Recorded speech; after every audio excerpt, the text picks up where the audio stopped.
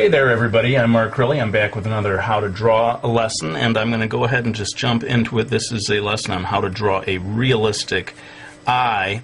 I'm going in with my black Prismacolor to make the upper eyelid, and let me just say in general that if you want to draw a realistic eye or a realistic anything, you really owe it to yourself to draw from life, or at least look at photo reference, which is what I did for preparation on this video. So the eye shape, fortunately, is very much the way we imagine it. You know, this sort of, I don't know, almost like seed shape, at least right along the edge of the eye itself. Of course, everyone knows that there's this sort of section here on the inside of each eye that comes out, and you know, different eyes have different sizes and shapes of this area over here. So you know, the reference that I looked at gave me this kind of a shape, but you may look at something different or look at your own eye and find that it's shaped differently. In any case, there seems to be maybe one or two little sections if you want to get hyper detailed over here in this area. Now that I've got that section done, I'm going to go ahead and get to the eye itself, and this, again, it's, you know, more or less a perfect circle. So if you don't trust your own circle drawing skills, you may want to trace around a quarter or something, who knows, to get that perfect shape. You know, I don't think there's anything really all that wrong with getting some help from you know, a ruler when you need a straight line, or you know, a cup or something when you need a perfect circle. Anyway, I've kind of got that section in place, and for the pupil, I'm thinking that it's about 1/4 or 1/5 the width of the iris. Again, a perfect circle to whatever degree you're able to do it. And then I'm going to put in a sort of a highlight area over here that, you know, maybe is sort of the suggestion of a window in the wall that's providing some light there. Okay. Now I'm going to jump in and do the eyelashes. This is a female eye, and maybe someone who's wearing quite a bit of mascara, who knows. So I'm going to go ahead and give a nice thick, dark, full eyelash area over here. This kind of thing, you know, I can't obviously go line by line and tell you how to do it. It's practice makes perfect, I guess. But again, looking at different reference, looking at different eyes, you're going to see all kinds of different ways of doing the eyelashes. And the only thing is that at the bottom, you want to create a little bit of a separation between the eyelash area and the actual, you know, flesh of where the eyelid meets the eye. This is that line. The second line down here is where the eyelashes are going to come out, and they start quite thin, you know, down over here on this section, and as they go along they get thicker and thicker, at least in the reference that I was looking at. And having got that section done, we've kind of got the basic shape in place, with the basic guidelines for the eye itself. Now again, every eye is different, but most eyes are going to have some kind of a eyelid,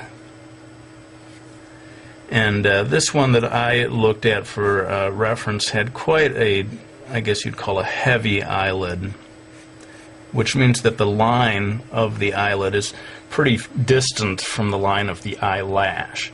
Again, looking at different things, look at your own eye, you may find that that line is a lot closer. And in some Asian eyes, there's almost no line at all of eyelashes. This is not so much a video about drawing the eyebrows, so forgive me, I'm just going to drop in really quickly a suggestion of an eyebrow here without talking about it too much. Now I'm going to zoom in right now to what I feel is the absolutely most important part of this lesson, and that is the iris. And I want you to really see the details of what I do here. So pardon me while I zoom in. Now, getting a good iris illustration done is the real key to making a super realistic, almost photorealist looking eye. And what I'm doing here, I'm going to do in real time just this section here, sort of roping off or showing the sections that I'm going to darken up and the sections that I'm going to leave light. Basically, this little area in here is going to stay relatively light, and the rest of this stuff is going to get darkened in. Now, I know people like a real-time video, and people don't like when I time-lapse, but seriously, this one I could spend a whole half hour just on the iris itself. So I'm going to time-lapse this part, but I'll come back to explain a little about the choices I made.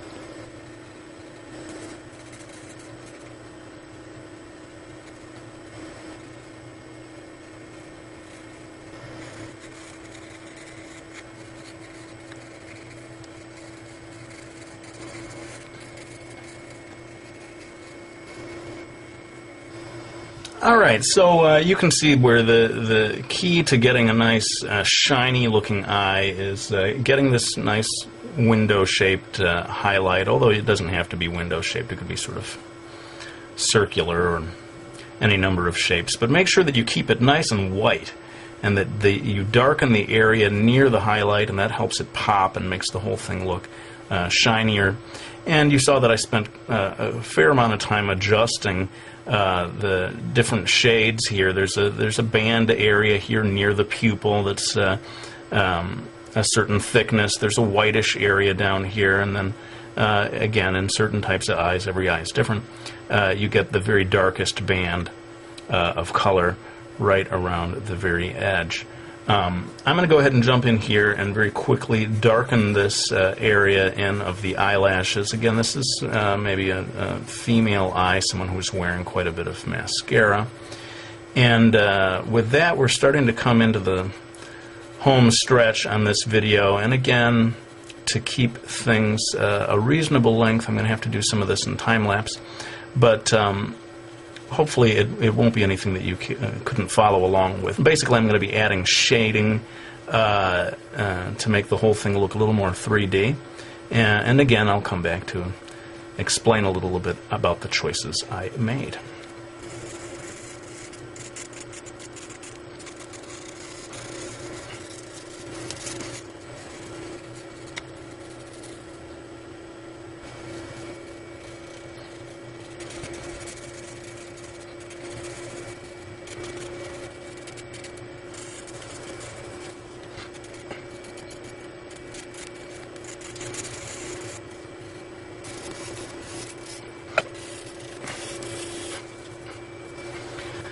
Okay, well, this is pretty much it then. We have put in all of the shading, and, as you can see, with anything that's, kind of going for photorealism here, you just need to take your time. You just got to be patient and keep working at it and keep slowly building it up. That's why I pretty much had to time-lapse through a lot of the stuff on this video. Those are the requirements of doing something truly realistic. And in many ways, if this is the kind of art style that you want to do, the most important thing that you need to learn is patience. You can draw almost anything so long as you're willing to commit the time to it.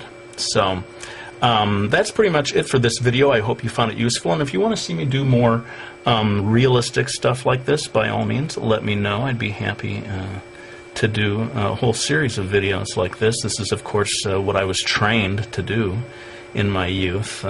And if you are able to draw like this, I think it does help you to draw in any other style even better. Or to, just bring something extra to it, whether it's the manga style or even just a cartoony style. If you know how to draw this way, you're going to be able to draw in any style at a higher level. I think it's safe to say. Well, let's go ahead and put the pencil down.